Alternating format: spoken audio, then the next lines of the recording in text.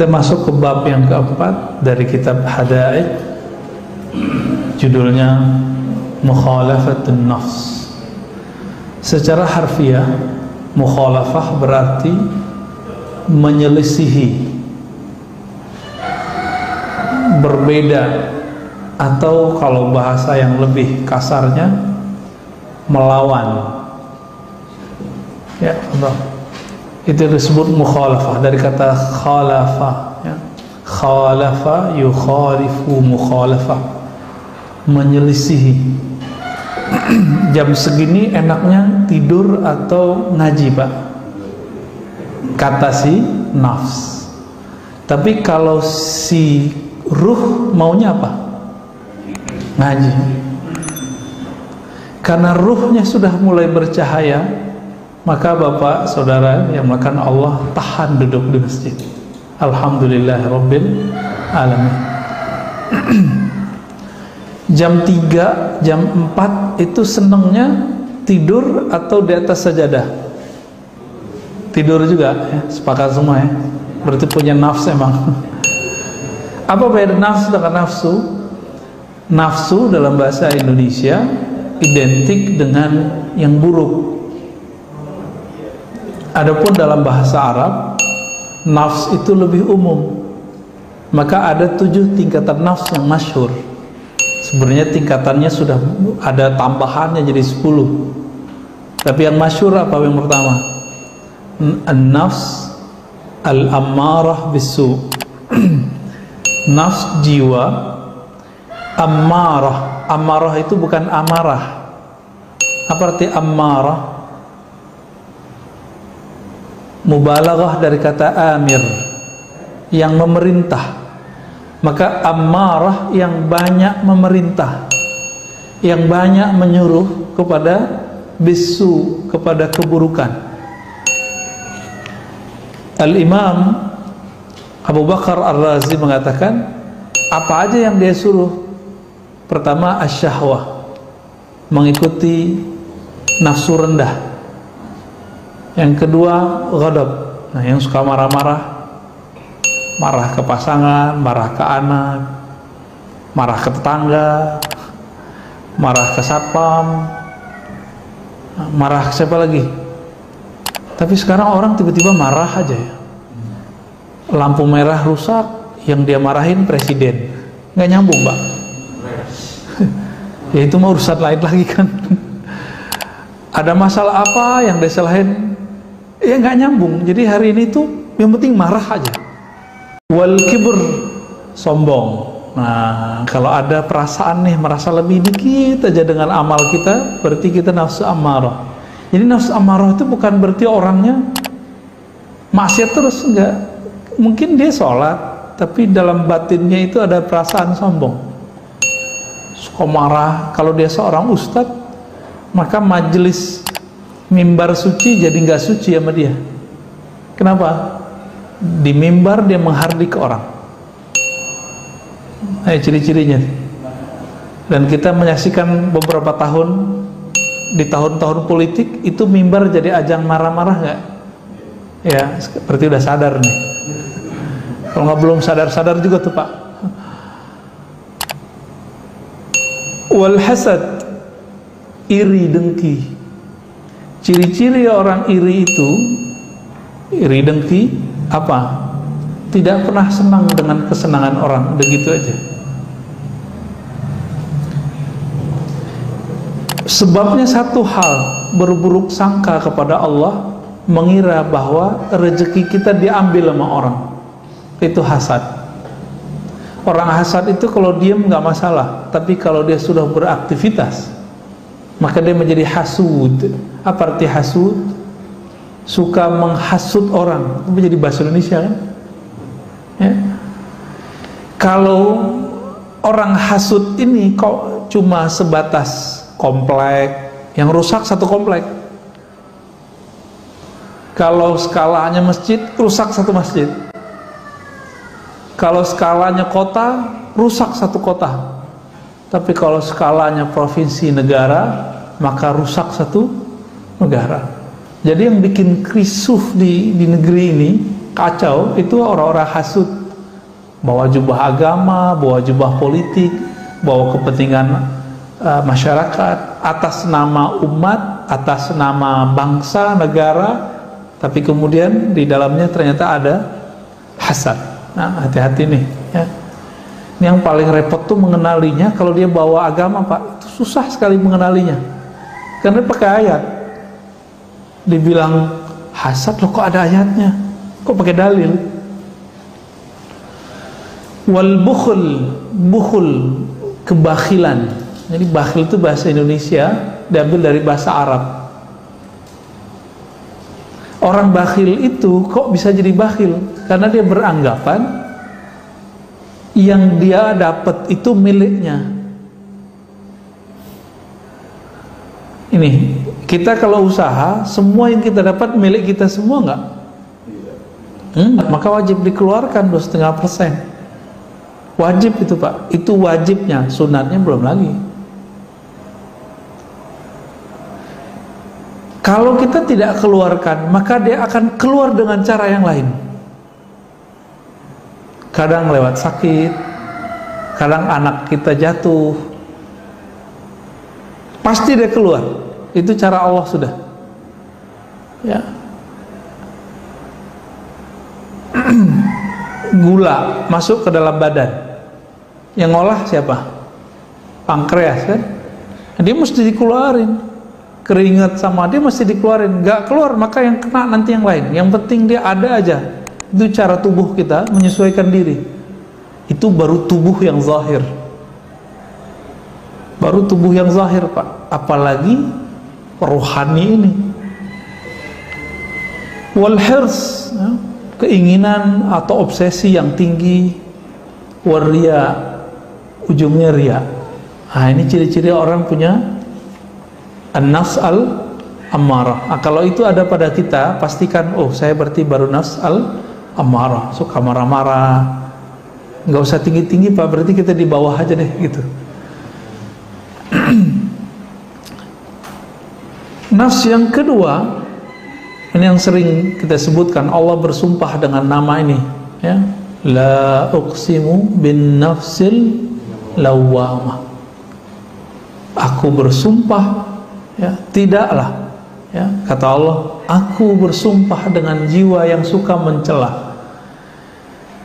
Setiap kita, ini kalau naik tingkat nih, dari amarah menjadi lawamah. Lawamah ini mencela diri dan juga mencela orang. Kalau mencela orang, berarti dia belum melihat aib dirinya. Tapi kalau dia mencela dirinya, berarti dia sudah naik pangkat, nafsnya sudah naik kualitasnya. Jadi dia tidak mencari kambing hitam. Kalau masih cari kambing hitam, turun lagi jadi nafs al-ammarah.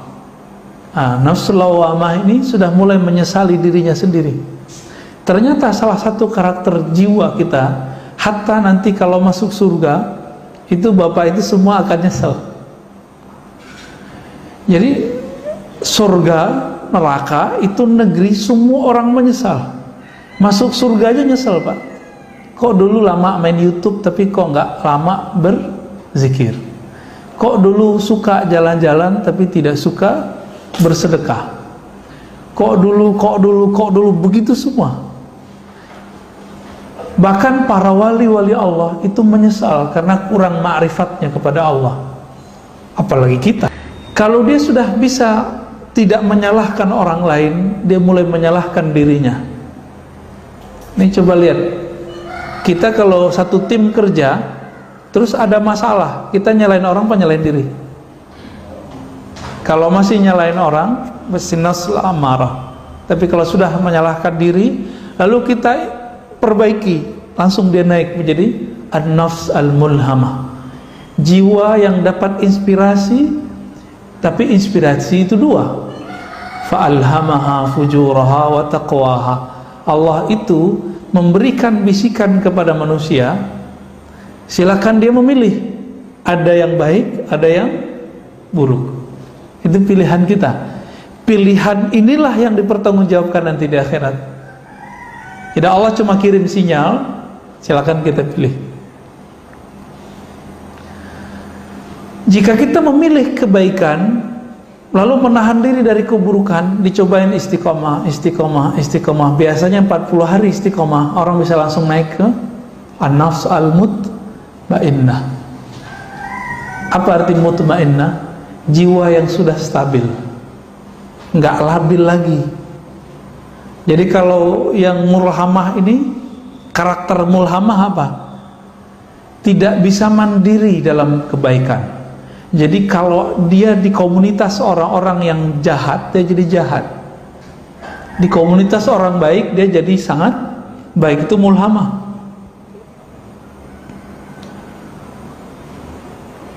Kalau sudah bisa mandiri, istiqomah, dia sendiri, dia rame, karakternya tidak berubah. Dia tetap cenderung kepada yang baik. Berarti dia sudah naik menjadi mutmainnah. Nah, silakan dicek, Pak. Diri kita, badan kita, pikiran kita udah masuk kemana nih? Ya. Kalau nggak ada orang di rumah, sholatnya selama ketika ada orang nggak? Ketika sholat sunat di rumah itu sebanyak sholat sunat di masjid nggak? Gitu. Karena apa? Ketika orang itu sudah mandiri secara rohani, maka dia tidak bergantung dengan pengawasan orang. Yang dia butuhkan adalah merasa diawasi oleh Allah Subhanahu wa ta'ala. Apa jalan pintas dari nafs ammarah biar langsung ke mutmainnah? Jalan pintasnya cuma satu. Ini yang dikatakan dalam surat Ar-Ra'd ayat 28 yang sering kita baca. Ala bidzikrillah tatmainnul qulub. Ketahuilah, hanya dengan menyebut nama Allah, kita tambahkan sebanyak-banyaknya, maka dia bisa langsung naik ke menjadi mutmainnah. Jiwa yang tenang itu, kalau dia istiqomah di sini, maka dia akan mulai meridhai kehendak-kehendak Allah. Meskipun nanti, ini mohon maaf, mutmainnah ini bisa jadi Allah jebloskan lagi masuk ke dalam maksiat. Dia apakah putus asa kepada Allah atau dia cepat berpulang kepada Allah? Dijebak salah, apakah dia masih menyalahkan orang atau kemudian dia menyalahkan dirinya sendiri lalu memperbaikinya? Ini nafsu mutmainnah itu masih diuji, Pak. Masih diuji. Maka salaful Nabi pun diuji. Nabi Yusuf itu pernah bercermin. Dia mikir, kalau saya jadi budak harganya berapa nih? Merasa cakep deh. Bener, Allah buat skenario, beliau dibuang ke sumur. Itu bukan sumur kayak sumur di Indonesia. Sumur di sana itu kayak telaga aja. Ya, dibuang ke sana. Terus apa yang terjadi? Dipungut oleh orang, dijual, dan harganya murah. Itu ujian Nabi Yusuf, karena dia pernah kagum melihat wajahnya, maka dia diuji dengan wajahnya. Wah, kita berapa kali Pak diuji, ya. Nabi Musa alaihissalatu wassalam, ketika beliau diuji satu pertanyaan, adakah orang yang lebih alim darimu, hai Musa? Apa jawaban Nabi Musa? Enggak ada. Maka diuji dengan Nabi Khidir. Nabi Allah Khidir ini membuat satu perbuatan yang semua perbuatan itu diharamkan secara hukum oleh hukumnya Nabi Musa.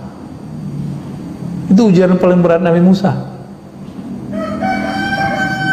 Maka kita nanti akan diuji dengan apa yang kita suka. Nabi Ibrahim itu setelah punya anak, beliau kemudian merasa lega. Oh, alhamdulillah punya anak. Tiduran nih, Pak. Tiduran, molornya kelamaan, sehingga lewatlah waktu bermunajat kepada Allah. Disitulah kemudian Allah datang dan memberikan wahyu, anakmu sembelih. Dia nggak percaya, wah kayaknya halu nih ya. Besok begitu lagi, sampai 3 kali, baru kemudian dia mengiyakan dan dia mendatangkan anaknya, karena dia tahu dirinya Nabi. Mimpinya Nabi wahyu atau bukan? Ya, kalau bapak yang mimpi nggak wahyu ya. Bapak mimpi nyembelih anak, itu nggak boleh diamalkan itu. itu namanya sedeng itu ya. Nabi Ibrahim itu cuma diuji. Kenapa? 80 tahun menunggu anak, dikasih anak, keasikan, kelelahan, lupa munajat. Itu sekelas Nabi Ibrahim diuji. Allah cemburu, kok di kolbu Nabi Ibrahim ini sudah mulai ada gangguan nih, kira-kira begitu.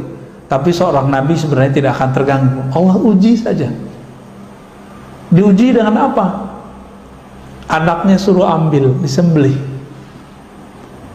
Nah ini agak ekstrim memang. Allah menguji Nabi Ibrahim itu agak sedikit keras. Kenapa? Karena Nabi Ibrahim akan diabadikan namanya dalam sholat kita. Allahumma salli ala Muhammad wa ala ali Muhammad kama sallaita ala Ibrahim wa ala Ibrahim. Boleh pakai Sayyidina, boleh tidak ya. Kita abadikan terus Pak namanya.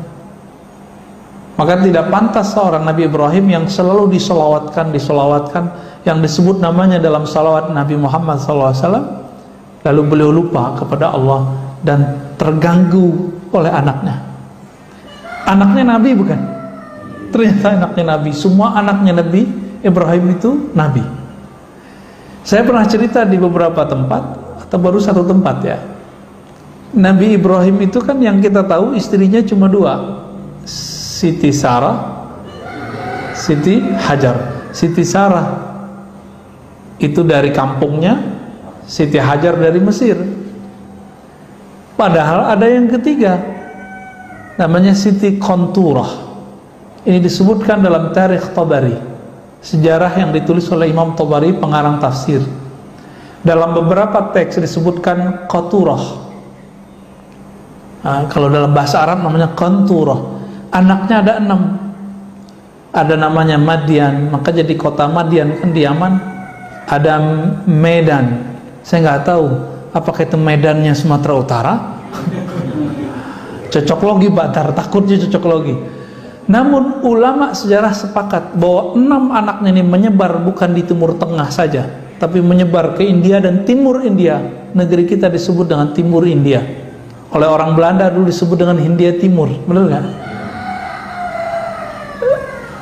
Semua anak-anaknya Nabi Nuh dulu itu nama anaknya menjadi nama wilayah dan kota di Timur Tengah.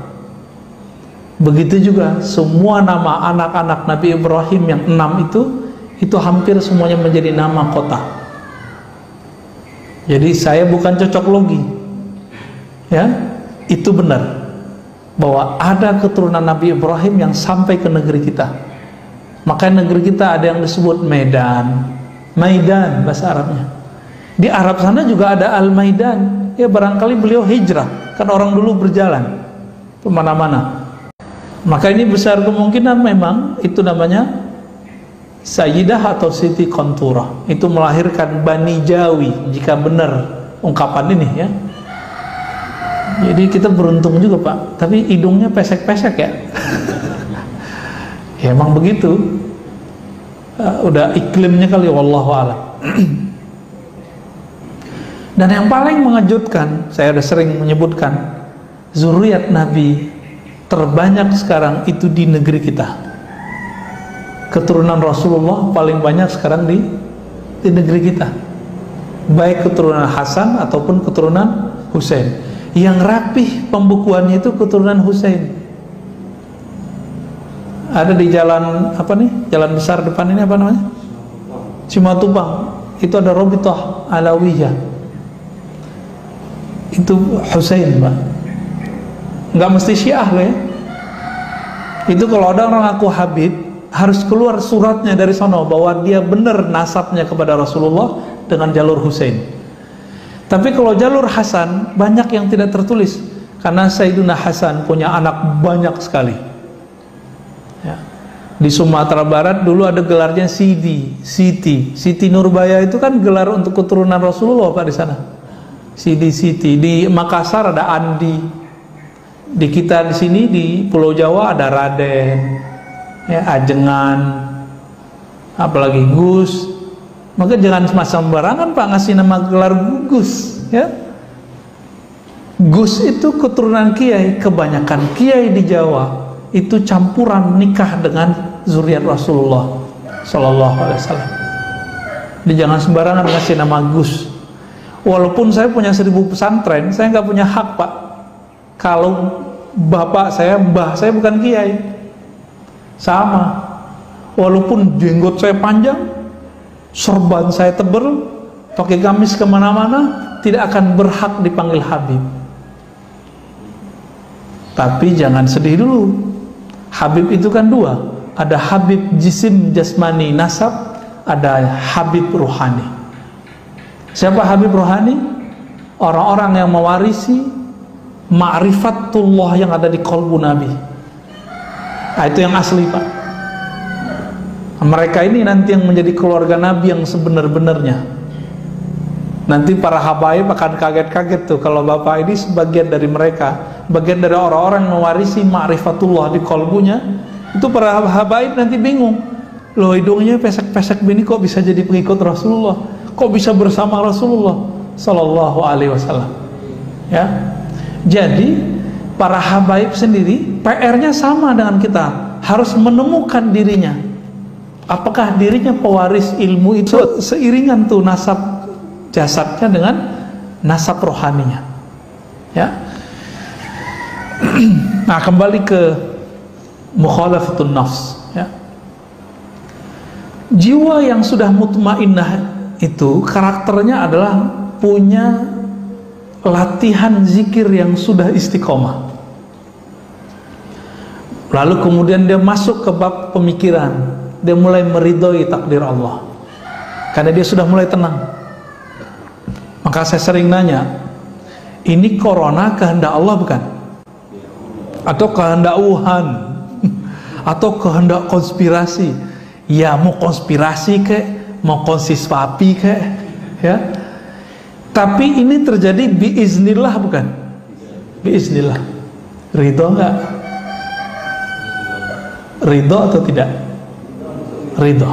Kalau ridho, Pak, yang tadinya nafs kita amarah, kita loncatin cepet langsung ke radiyah, nggak perlu lewatin lawamah, mulhamah, mutmainah, langsung ke radiyah.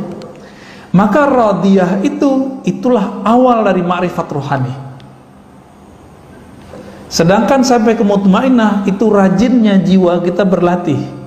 Rajin nggak berlatih? Kalau rajin berlatih jiwanya, maka sampai ke mutmainah. Apa latihannya? Zikrullah, puasa, kurangin tidur, agak berat, Pak. Tapi ada jalur pintas. Zikir mungkin nggak banyak-banyak amat. Bapak ini kan tahajud bolong-bolong. Kelihatan wajahnya bolong-bolong, ya.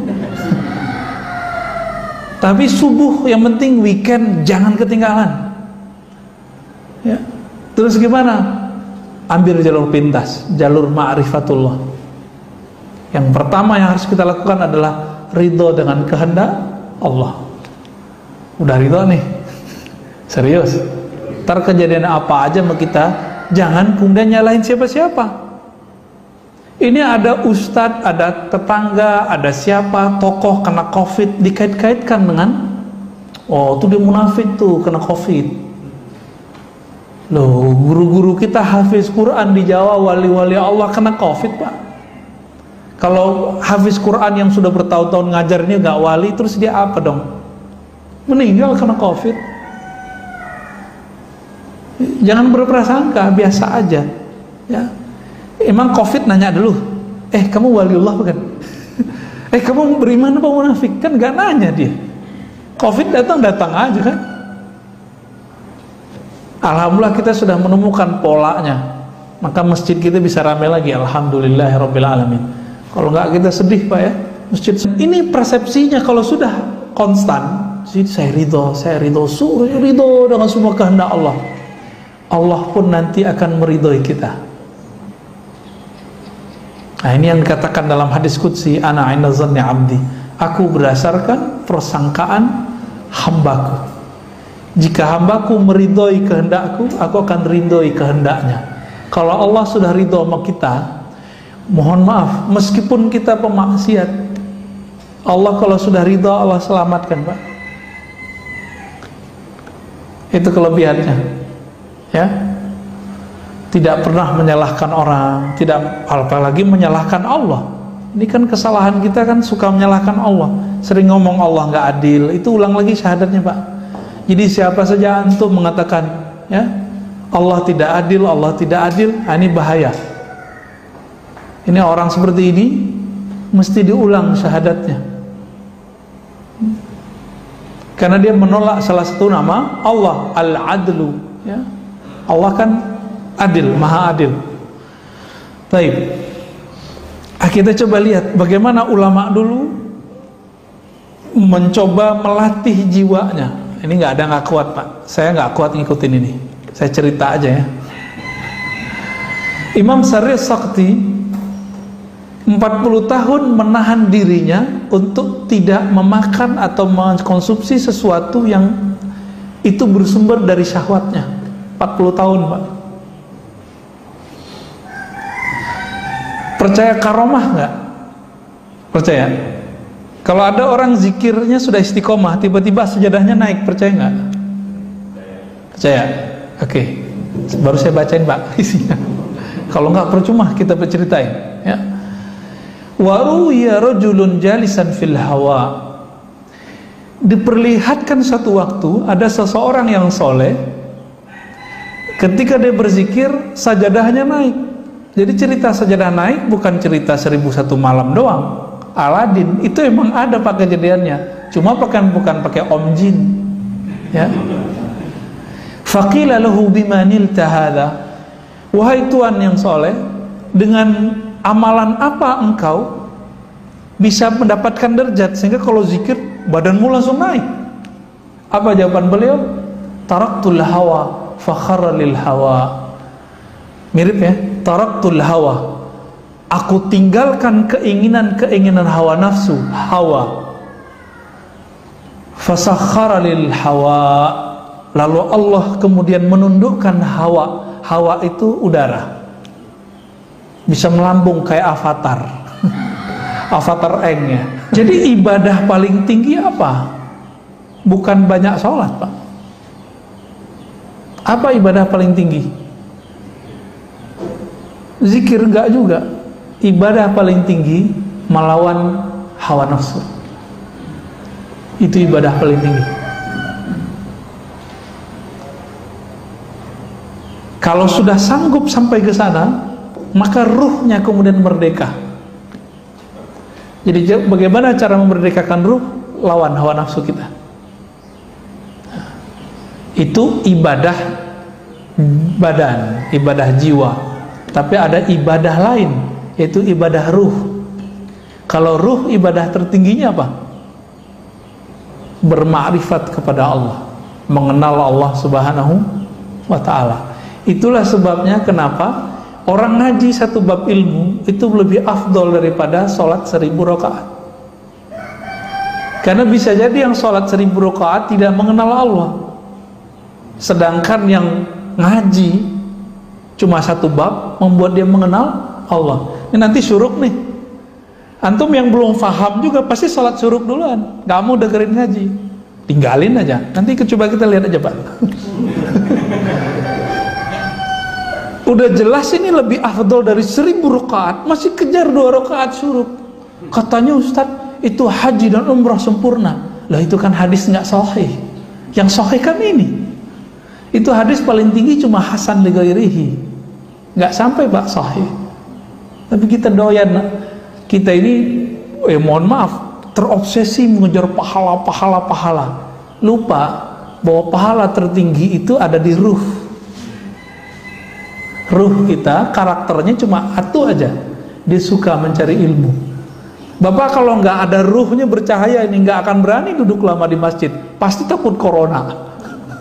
Ya, tapi karena ruhnya itu kuat, kita dibentengi Allah Pak, tenang aja, Allah bentengi. Orang kalau nggak takut corona, apa yang terjadi? Karena hobi dengan nafsnya, rame Pak mall. Malam tadi saya kan belum sempat tidur kecuali di mobil nih tadi, karena ada yang nganter pulang. Tahu-tahu udah nyampe aja di rumah jam 2:30 ya, jam 2:30 kita jalan dari Jakarta Timur dekat Bekasi, nyampe di rumah 3:30. Ya, itu aja tidurnya tadi tuh 1 jam, ya 1 jam kurang malah. Ketika saya tidak mengikuti gerakan ruh, saya malas loh Pak kesini. Kenapa? Mendingan tidur. Apa kata Imam Ibrahim Al-Khawas? Man taraka syahwatan falam yajid samarata tarkiha fi qalbihi fahuwa kadhib.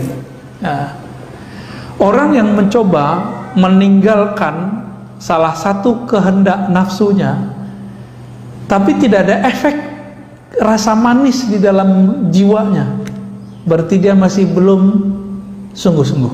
Fahuwa kadzib. Contohnya nih, puasa terasa lelah, terasa jadi beban, berarti puasanya belum sungguh-sungguh. Kapan puasa terasa nikmat? Kalau sudah sungguh-sungguh. Ini Allah kenapa Pak kasih kita amalan puasa? Karena kalau nggak dikasih puasa, 1 teguk pertama waktu berbuka itu nggak akan pernah kita ingat.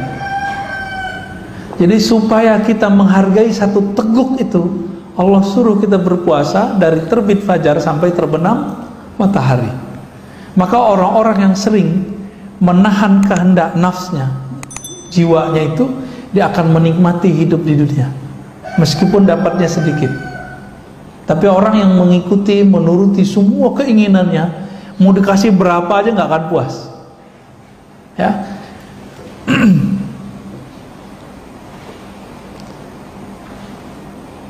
Maka beliau mengatakan, ya, khalif nafsaka fi hawaha.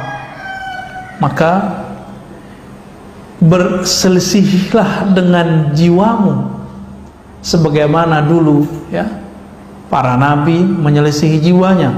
Jika tidak, maka seperti moyang kita, Nabi Adam itu tertarik mencicipi buah larangan itu kan karena Hawa, bukan Siti Hawa, ya. Hawa, H besar. Jadi nggak usah disalahkan Hawa. Itu memang Nabi Adamnya penasaran gitu. Tapi itu semua skenario, ya. Skenario kenapa? Sebelum itu terjadi, Allah sudah Allah sudah sounding kepada malaikat. Hai para malaikat, aku hendak menjadikan khalifah di muka bumi. Lalu dibuatlah skenario perseteruan antara setan, iblis dengan Nabi Adam. Jadi kita nggak perlu menyalahkan Nabi Adam seperti yang terjadi dalam agama-agama lain, ya. Nggak usah Pak, santai aja kita. Ya, kalau nggak begitu kita nggak akan tahu masjid hari ini. Ya, kalau nggak begitu kita nggak tahu apa nikmatnya tahajud. Nikmat nggak tahajud? Nikmat. Nah, kalau yang udah ngerasain nikmat tahajud, berarti udah berhasil meninggalkan nikmatnya tidur, syahwatnya tidur. Kurangi syahwatnya tidur, rasakan nikmatnya tahajud. Kurangi syahwat makan, rasakan nikmatnya makan. Lalu Allah tanya lagi Jibril, apa kata Jibril? Ya Rabb, kalau begini balutan surga, mungkin gak ada yang sanggup memasukinya. Ngelihat langsung pergi. Dilihat lagi neraka, apa kata Jibril? Ya Rabb, kalau begini gak akan ada yang selamat. Tuh bahaya gak Pak? Jadi kalau bukanlah karena rahmat Allah pada diri kita, kita gak selamat. Jadi walaupun kita sekarang taat atau apapun, jangan pernah merasa diri kita yang taat. Semuanya rahmat dari Allah. Bisa keluar dari maksiat itu karena rahmat bukan? Atau karena kita hebat? Saya yakin bukan karena kita hebat Pak. Sehebat-hebat orang, sehebat-hebat Barsisa, Barsisa itu tadi sama. Itu zikir ngawang deh. Karena saking terkenalnya si Barsisa ini, maka datanglah banyak jamaah. Udah nggak muat, kata Barsisa, ente duduk di atas. Dulu belum ada lantai 2. Di atas itu maksudnya apa? Berlapis-lapis Pak. 1, 2, 3 sampai kemudian ke bagian yang tinggi. Apakah dia waliullah? Belum tentu. Kenapa? Karena dia merasa begitu, merasa taat dengan riyadhahnya, latihan-latihan dirinya. maka dia tidak jadi kekasih Allah. Kalau dia kekasih Allah, pasti Allah selamatkan ketika maksiat. Terjebak maksiat nggak bersisa, terjebak. Kita ini kan tidak ada yang terjamin nanti nggak maksiat, bener kan? Maka mintalah rahmat Allah. Maka Nabi berdoa, nih silakan diamalkan doa ini Pak. Allahumma rahamni bitarkil ma'asi. Ya Allah, rahmati aku, sayangi aku dengan meninggalkan maksiat. Setiap hari sekali aja baca doa ini. Allahumma irhamni bitarkil ma'asi. Kalau bukan karena rahmat Allah, kita nggak sanggup meninggalkan maksiat. Berarti bisa taat karena rahmat Allah juga. Inilah hakikat kalam Nabi. Tidaklah masuk surga seorang kamu kecuali dengan rahmat Allah. Wali tidak mengetahui kecuali wali. Ini kita bagi dulu Pak. Jadi wali itu boleh dibagi 3 dalam hal dikenal atau tidak dikenal. Pertama, paling rendah, wali yang dia tidak tahu kalau dirinya wali. Inilah perdebatan Imam Ibnu Furaq dengan Kusyairi, muridnya ternyata lebih tinggi daripada dia, karena muridnya bertasawuf. Karena untuk mencapai mukhalafatun nas itu butuh seorang guru. Imam Kusyairi punya mentor, guru, mursyid yang membantu dia untuk melatih jiwanya, gitu. Ibnu Furaq ngotot, wali nggak tahu dirinya wali. Itu maksudnya dia sendiri, dia nggak tahu kalau dirinya adalah seorang wali. Kusyairi ngotot, bukan wahai tuan guru, wali tahu dirinya wali, itu dirinya sendiri juga, ya. Masya Allah, canggih amat di print segala ya. Baik. Yang kedua, wali yang sesama wali saling mengetahui, itu yang antum tanyain tadi. Jadi sesama wali tahu, sesama jawara tahu ini jawara nih bukan, ya. Sesama ahli keilmuan mengerti orang yang diajak ngomong ini ahli ilmu, gitu. Maka wali juga sama. Wali ini kan ukurannya bukan pada penampilan, tapi pada ma'rifatullah. Dia kenal Allah seberapa. Karena wali itu diartikan kekasih Allah. Ya, kalau bahasa ininya pacarnya Allah, kita kira begitulah. Tapi kan Allah nggak pacaran, Pak. Ini bahasa biar mudah aja ya. Orang kalau udah sayang dengan sesuatu, dia akan mengenal seluk-beluknya. Si wali itu sangat mengenal nama dan sifat Allah dan seluk-beluk seputar nama dan sifat Allah. Maka disebutlah dia wali. Jadi bukan karena keramat, ya, bukan karena banyak jamaah, bukan karena air doanya mustajab, bukan. Tapi karena dia mengenal nama dan sifat Allah Subhanahu wa ta'ala. Dan yang ketiga, wali yang dirinya tahu dia wali, tapi di luar sana tidak ada yang tahu dirinya wali kecuali Allah. Disebut dengan rijalul ghaib. Rijalul ghaib, udah rijal ghaib dia. Nah, wali-wali ini kalau ketahuan dia minta mati. Jadi kalau ada wali itu baru muncul mati, yaitu mungkin dia rijalul ghaib kali. Ya. Biasanya rijalul ghaib ini nggak punya murid, nggak ada muridnya, Pak. Ya, urusan kalbunya dengan Allah Subhanahu wa ta'ala. Nah, bagaimana dengan ekspos kewalian hari ini? Gak ada ekspos kewalian, ya.